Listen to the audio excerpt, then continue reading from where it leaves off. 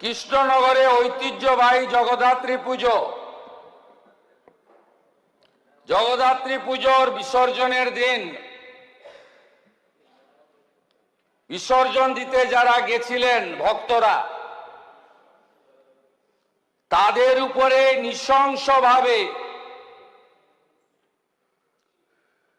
লাঠি চালানোর এবং সনাতন ধর্ম সম্পর্কে অপশব্দ প্রয়োগের জন্য ইন্সপেক্টর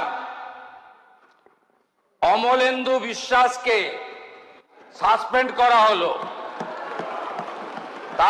তার বিরুদ্ধে ডিপার্টমেন্টাল প্রসিডিং শুরু হবে।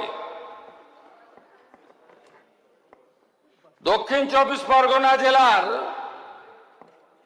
সুন্দরবন পুলিশ জেলার কাকদ্বীপের সূর্যনগরে কালী পুজোর সময় মাতা কালীর মূর্তি ভাঙা হয়।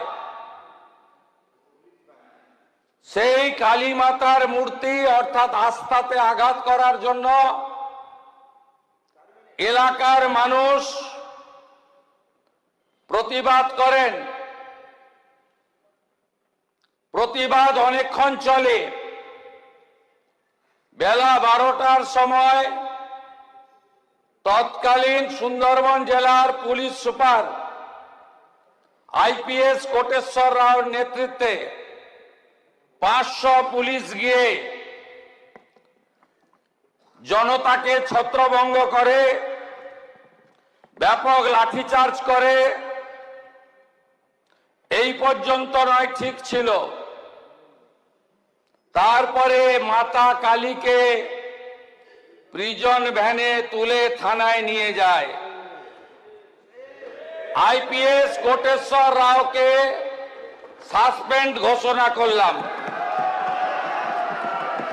কালী মাতা কি জয়, মাতা কালী কি জয়, মাতা কালী কি জয়।